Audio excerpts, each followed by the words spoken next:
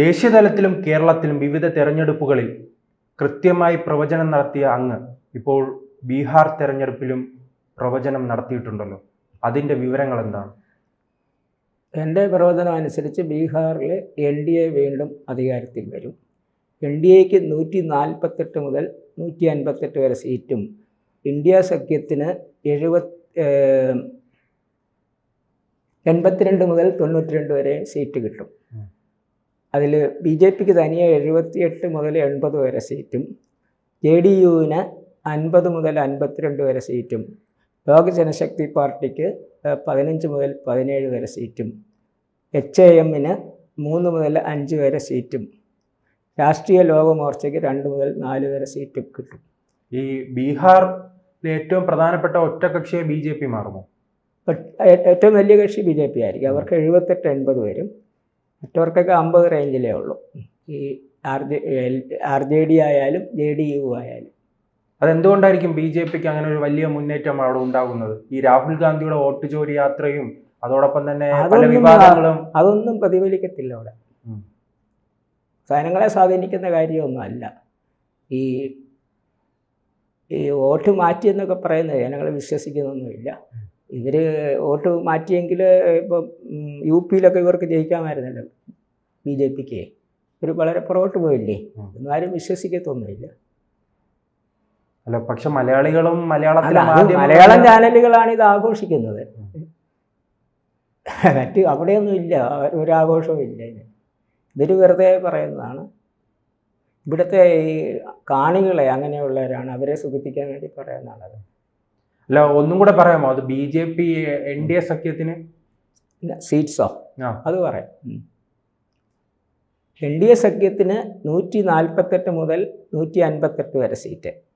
അതിൽ തന്നെ BJPക്ക് തനിയെ 78 മുതൽ 80 വരെ, JDUവിന് 50 മുതൽ 52 വരെ, ലോക ജനശക്തി പാർട്ടിക്ക് 15 മുതൽ 17 വരെ, HAMന് 3 മുതൽ 5 വരെ, RLMന് 2 മുതൽ 4 വരെ. ഇത് നമ്മുടെ സർവേ വരും മുൻപുള്ള കണക്കുകളാണല്ലേ? കാരണം പലരും പറയുമല്ലോ അങ്ങനെയാണെങ്കിൽ ഈ സർവേ വന്നതിന് ശേഷം. അല്ല, ഞാൻ ഇന്നലെ തന്നെ തയ്യാറാക്കി അയച്ചതല്ലേ. ഞാൻ 4:45 അയച്ചതാണ്. 4:45 എല്ലാവർക്കും ഇതിനെക്കുറിച്ചുള്ള വിവരങ്ങൾ രേഖപ്പെടുത്തി അത് കൊടുത്തിട്ടുണ്ട്. ഇതിനു മുൻപേ അതല്ല സർവേകൾ ചെയ്ത് ഞാൻ 1996 മുതൽ ഇപ്പോൾ 29 കൊല്ലമായി ചെയ്തുകൊണ്ടിരിക്കുന്ന. ഞാൻ ആദ്യം തുടങ്ങിയപ്പോൾ വേറെ ആരും ഇല്ല ഈ രംഗത്ത്. ഇപ്പോഴാണ് ചാനലുകൾ ഇറങ്ങിയിരിക്കുന്നത്. ഈ കാലത്ത് ചാനലുകളുണ്ട്. അന്ന് ഏഷ്യാനെറ്റ് അന്നും ഉണ്ട്, ദൂരദർശനുണ്ട്. ഏഷ്യാനെറ്റും ദൂരദർശനും മാത്രമേ ഉള്ളൂ മലയാളത്തിൽ, വേറെ ഒന്നുമില്ല. അത് കഴിഞ്ഞാണ് സൂര്യ TV ഒക്കെ വരുന്നത്. അപ്പോൾ അന്ന് ചാനലുകളിലും ഇതില്ല, എക്സിറ്റ് പോളൊന്നും ഇല്ല. അത് ഞാൻ പുസ്തക രൂപത്തിൽ ഇറക്കുന്നുണ്ട് 96. അതൊക്കെ കറക്റ്റ് അങ്ങനെ തന്നെ വന്നു. ശരിക്കും പറഞ്ഞാൽ ഇപ്പോൾ അത്ര ശരിയാവുന്നില്ല. ആൾക്കാരെ മനസ്സ് കൃത്യമായി മാറുകയാണല്ലേ? അതെ. പിന്നെ അതോ അങ്ങനെ പരാജയപ്പെട്ട ഏതെങ്കിലും? പരാജയപ്പെട്ടത് 2021 കേരളത്തിലെ നിയമസഭാ തെരഞ്ഞെടുപ്പ് എൻ്റെ പാളിപ്പോയി. അതിൽ UDF വരുമെന്നാണ് പറഞ്ഞത്. അവർക്ക് ഒരു 72 സീറ്റ് കിട്ടുമെന്ന് പറഞ്ഞു. അവർക്ക് 41 കിട്ടിയുള്ളൂ. അത് തെറ്റായിപ്പോയി. അതോടൊപ്പം തന്നെ ഈ 2024 ലോക്സഭാ തെരഞ്ഞെടുപ്പ് കറക്റ്റായിരുന്നു. അല്ല, ആ കാലത്ത് എല്ലാ പ്രധാനപ്പെട്ട TV ചാനലുകളുടെ സർവേ BJPക്ക് 300 മുതൽ 400 സീറ്റ് വരെ, ചിലപ്പോൾ 350, 370 സീറ്റുകൾ അത്രയും പറഞ്ഞിട്ടില്ല. അപ്പോൾ അന്ന് എത്രയാണ്? ഞാൻ 294 പറഞ്ഞത്, കിട്ടിയത് 240. ഞാൻ പറഞ്ഞതിനേക്കാൾ 293, 53 സീറ്റ് പറഞ്ഞു. മറ്റ് പ്രധാന ചാനലുകളിൽ പറഞ്ഞതിനേക്കാൾ 130 സീറ്റൊക്കെ പറഞ്ഞു. അതെന്തായിരിക്കും അങ്ങനെ ഈ ചാനലുകൾക്ക് തെറ്റാനുള്ള കാരണം? ഇപ്പോൾ ചാനലുകൾ അല്ല, കാരണം ഇപ്പോൾ ജനങ്ങൾ പണ്ടത്തെ പോലെ അല്ലല്ലോ. ഇത് പഠിച്ച് സ്ഥാനാർത്ഥികളെ നോക്കി അല്ലെ, അവരുടെ പൂർണ്ണമായി വിലയിരുത്തി രാഷ്ട്രീയം നോക്കാതെ വോട്ട് ചെയ്യുന്ന ഒരു സാഹചര്യത്തിലേക്ക് മാറിയിട്ടുണ്ടോ? രാഷ്ട്രീയം നോക്കി തന്നെ അല്ല വോട്ട് ചെയ്യുന്നത്. അതാത് കാലത്തെ ഇത് ഈ ഭരണത്തിൻ്റെ മേന്മകളൊക്കെ നോക്കും. പിന്നെ ഒരു കേരളത്തിലെ കാര്യം പറഞ്ഞാൽ ഒരു 60% പേര് ഏതെങ്കിലും ഒരു പാർട്ടിയായിട്ട് അഫിലിയേറ്റ് ചെയ്തവരായിരിക്കും. അവർ മാറത്തില്ല. ബാക്കി 40% അഭിപ്രായം മാറുന്നത്. അവരുടെ ഇതനുസരിച്ചിരിക്കും ഈ തെരഞ്ഞെടുപ്പിൻ്റെ ഫലം വരുന്നത്. അവരെങ്ങോട്ട് കൂടുതൽ ചായുന്നോ ആ പെട്ടിലേക്ക്. അപ്പോൾ ബീഹാറിലേക്ക് തന്നെ വരികയാണെങ്കിൽ ഈ മറ്റു പാർട്ടികൾ, പ്രത്യേകിച്ച് ജൻസ്വരാജ് പാർട്ടി ഉണ്ടല്ലോ, ആ ജൻസ്വരാജ് പാർട്ടി എങ്ങനെയായിരിക്കും അവിടെ ബീഹാറിൽ സ്വാധീനിക്കുക? ജനസ്വരാജ് പാർട്ടിക്ക് സ്വാധീനമുള്ളത് നഗരങ്ങളിലെ വിദ്യാഭ്യാസം കൂടുതൽ കിട്ടിയവർക്കിടയിൽ മാത്രമാണ്. പക്ഷേ അതുകൊണ്ട് അവർക്ക് ഇലക്ഷൻ ജയിക്കാൻ പറ്റത്തില്ല. ഒരു 2-3 സീറ്റ് കിട്ടും. ഇതെങ്ങനെയാണ് ഈ വിവരങ്ങൾ ശേഖരിക്കുന്നത്? ബീഹാർ പോലുള്ള ഒരു അതൊക്കെ അത് 2-3 പേരൊക്കെ അവരുമായിട്ട് ഞാൻ അവിടെ ആയിട്ട് ബന്ധപ്പെടത്തുള്ളൂ. അതുകൊണ്ട് കൃത്യമായിട്ട് അറിയാൻ ഒക്കുകയില്ല. പിന്നെ ഈ രാഷ്ട്രീയത്തിൽ വരുന്ന മാറ്റങ്ങൾ, ദിവസവും വരുന്ന സംഭവങ്ങൾ നിരീക്ഷിക്കും. അങ്ങനെയാണ് കൂടുതൽ പറയുന്നത്. ബീഹാറിൽ എന്ത് മാറ്റമാണ് ഉണ്ടായത്? ബീഹാറിൽ ഇപ്പോൾ ഈ മുന്നണിയിലൊക്കെ വരുന്ന മാറ്റം, ഇപ്പോൾ ഈ ലോക ജനശക്തി പാർട്ടി കഴിഞ്ഞ തവണ സ്വതന്ത്രമായിട്ട് അവർ മത്സരിക്കുകയായിരുന്നു.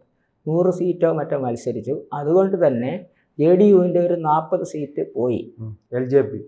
LJPക്ക് 1 സീറ്റാണ് കിട്ടിയത്. ഈ 40 സീറ്റ് ഇവർക്ക് നഷ്ടപ്പെട്ടു. ആ 40 സീറ്റ് തിരിച്ചു വരും.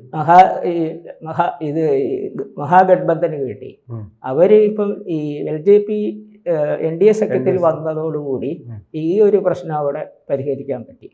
അതോടൊപ്പം തന്നെ ഈ RJDയുടെ പരാജയത്തിന് കോൺഗ്രസ് ഒരു ഫാക്ടറാണോ? അങ്ങനെ പറയാൻ പറ്റത്തില്ല. കോൺഗ്രസ് അല്ല, പക്ഷെ നാം കഴിഞ്ഞ തെരഞ്ഞെടുപ്പ് പരിശോധിക്കുകയാണെങ്കിൽ അങ്ങനെ അല്ല, അതങ്ങനെ തോന്നുന്നു. അതെന്നാന്ന് വെച്ച് കഴിഞ്ഞാൽ ഈ RJDക്ക് ശക്തി ഇല്ലാത്തിടത്താണ് കോൺഗ്രസിന് സീറ്റ് കൊടുത്തത്. കോൺഗ്രസിന് അവിടെ സ്വന്തമായിട്ടൊരു ശക്തി ഇല്ല. 1989 മുതൽ കോൺഗ്രസ് ഇല്ല അവിടെ. ഈ ഇവരുടെ കൂടെ നിൽക്കുന്നതുകൊണ്ട് ഈ 5-10 സീറ്റ് കിട്ടുന്നു. അവർക്ക് സ്വന്തം നിലയ്ക്ക് ഒരു വോട്ടും ഇല്ല. നേതാക്കന്മാർ കുറേ ഉണ്ടെന്നേ ഉള്ളൂ.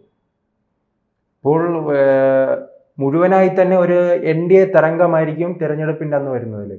അതെ അതെ, ഒരു 3-2 സീറ്റ് ഭൂരിപക്ഷത്തോട് അടുത്ത് വരും. ഞാൻ പറഞ്ഞു 3-2 സീറ്റ് ഭൂരിപക്ഷം കിട്ടണമെങ്കിൽ ഒരു 4 സീറ്റൂടെ മതി. ഈ ജനങ്ങളെ സ്വാധീനിക്കുന്ന എന്തെല്ലാമായിരിക്കും ബീഹാർ? ജനങ്ങൾക്ക് അവിടെ ഈ ഇപ്പം 10,000 രൂപ സ്ത്രീകൾക്കൊക്കെ ഈ വ്യവസായം തുടങ്ങുന്നതിനൊക്കെ കൊടുത്തിട്ടുണ്ടേ. അത് അവരെ വളരെ സ്വാധീനിക്കും. പക്ഷേ എനിക്കതിനോട് യോജിപ്പൊന്നുമില്ല കേട്ടോ, വ്യക്തിപരമായിട്ട്. അല്ല, പക്ഷേ പണ്ട് കേരളത്തിലുള്ളവർ പോലും അങ്ങനത്തെ സൗജന്യങ്ങൾക്കെതിരെ വിമർശനം ഉന്നയിച്ചിരുന്നു. കാലം മാറി ഇപ്പോൾ കേരളത്തിൽ എത്തിയിട്ടുണ്ടല്ലോ. അതുകൊണ്ട് ഞാൻ എൻ്റെ അഭിപ്രായം പറഞ്ഞതേ ഉള്ളൂ. അതായത് ജനങ്ങൾക്ക് ജീവിക്കാനുള്ള തൊഴിൽ ഉണ്ടാക്കി കൊടുക്കുക എന്നുള്ളതാണ് സർക്കാരിൻ്റെ ഉത്തരവാദിത്വം. അല്ലാതെ ഇങ്ങനെ സൗജന്യമായിട്ട് കൊടുത്ത് എന്നും കൊടുക്കാൻ പറ്റുമോ? അപ്പം വേറെ വികസന പ്രവർത്തനങ്ങൾ ഇല്ലാതായി പോകും ഇനി കൊടുത്തു കഴിഞ്ഞാൽ. ഞാൻ നേരത്തെ ചോദിച്ച ചോദ്യത്തിലേക്ക് തിരിച്ചു വരുന്നത്, എങ്ങനെയായിരിക്കും ഇത് നമുക്ക് വ്യക്തമായ ഒരു വിവരങ്ങൾ ലഭിക്കുക? പലർക്കും പോലും തുറന്നു പറയില്ല. കാരണം നമ്മുടെ എല്ലാ വ്യക്തിക്കും രാഷ്ട്രീയം കാണും, ആ വ്യക്തിക്ക് വ്യക്തി താല്പര്യങ്ങൾ കാണും, ഒരു വ്യക്തിയോട് സ്നേഹം കാണും. അപ്പോൾ നാം പൂർണ്ണമായി ചോദിക്കുമ്പോൾ അങ്ങനെ തുറന്നു പറയും. അല്ല, ഞാനിപ്പം കേരളത്തിന് പുറത്ത് ആരോടും ചോദിച്ചല്ല ഇത് എഴുതുന്നത്.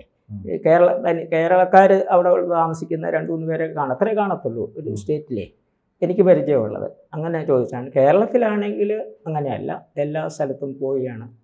അത് നിങ്ങൾ ആർക്കാണ് വോട്ട് ചെയ്യുന്നതെന്നും ചോദിക്കത്തില്ല. പകരം ഇവിടെ ആരാണ് ജയിക്കുന്നത് സാധ്യത എന്നാണ് ചോദിക്കുന്നത്. നിങ്ങളാരാ വോട്ട് ചെയ്യുന്നത് അവർ പറയത്തില്ല.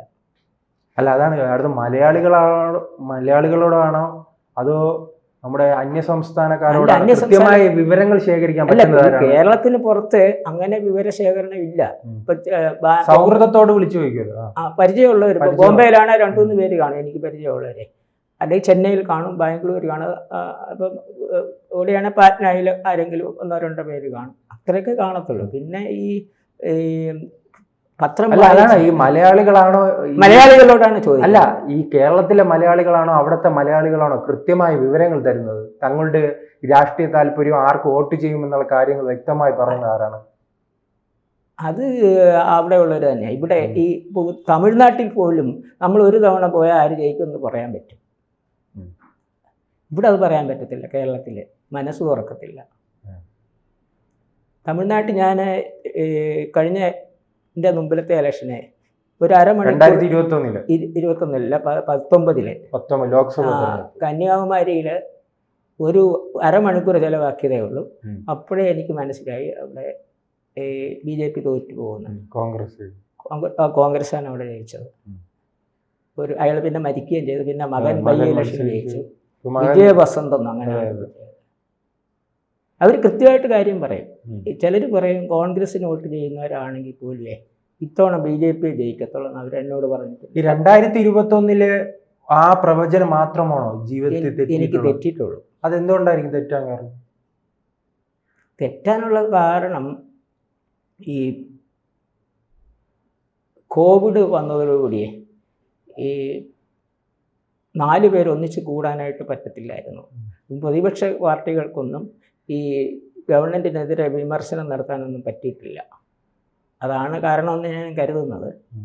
ജനങ്ങളെ ബോധവൽക്കരിക്കണ്ടേ, അത് പറ്റിയിട്ടില്ല. സ്വർണ്ണക്കള്ളക്കടത്ത് അതോടൊപ്പം തന്നെ നമ്മൾ കേരളത്തിൽ കഴിഞ്ഞ ലോക്സഭാ തെരഞ്ഞെടുപ്പ് കാലത്തും ഇങ്ങനെ കൃത്യമായി പ്രവചിച്ചു. എനിക്ക് തെറ്റിയത്, ഞാൻ മുഴുവൻ UDF ജയിക്കാന്നായിരുന്നു കേരളത്തിലെ.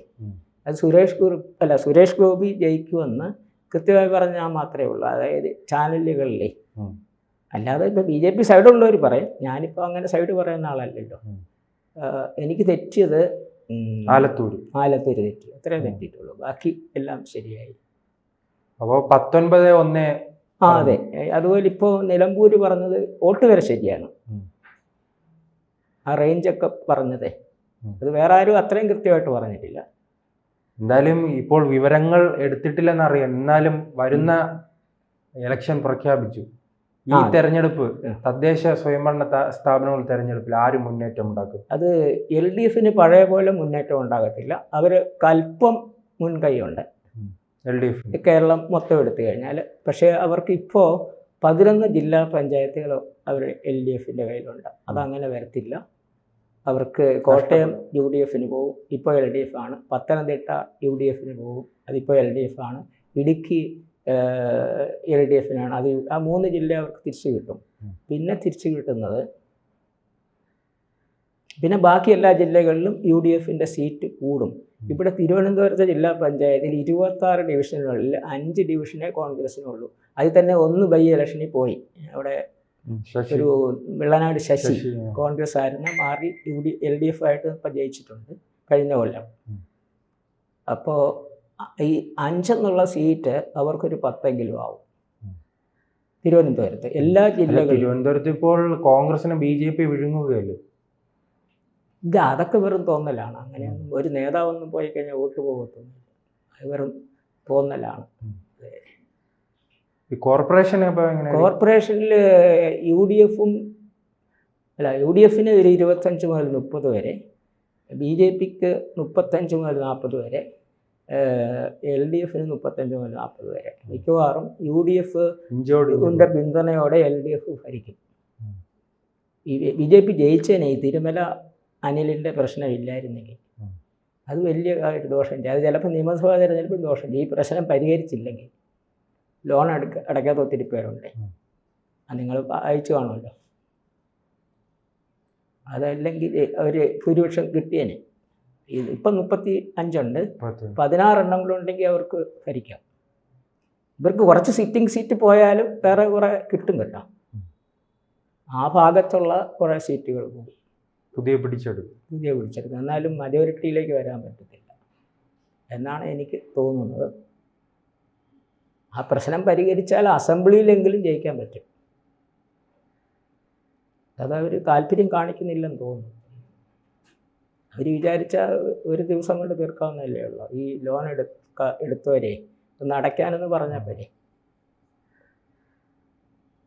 അവർ തന്നെ MS കുമാർ പറഞ്ഞു ഇല്ലേ, വേറൊരു ബാങ്കിൻ്റെ. മറ്റേ ഇയാളാണെങ്കിൽ ഫാം ടൂർ എന്നോ അങ്ങനെ ഏതാണ്ടൊരു സൊസൈറ്റിയുടെ പ്രസിഡൻ്റ് ആയിരുന്നല്ലോ, അനിൽകുമാർ. പുള്ളി ജീവിച്ചിരുന്നെങ്കിൽ പുള്ളി ചിലപ്പോൾ മേയർ സ്ഥാനാർത്ഥിയായേനെ.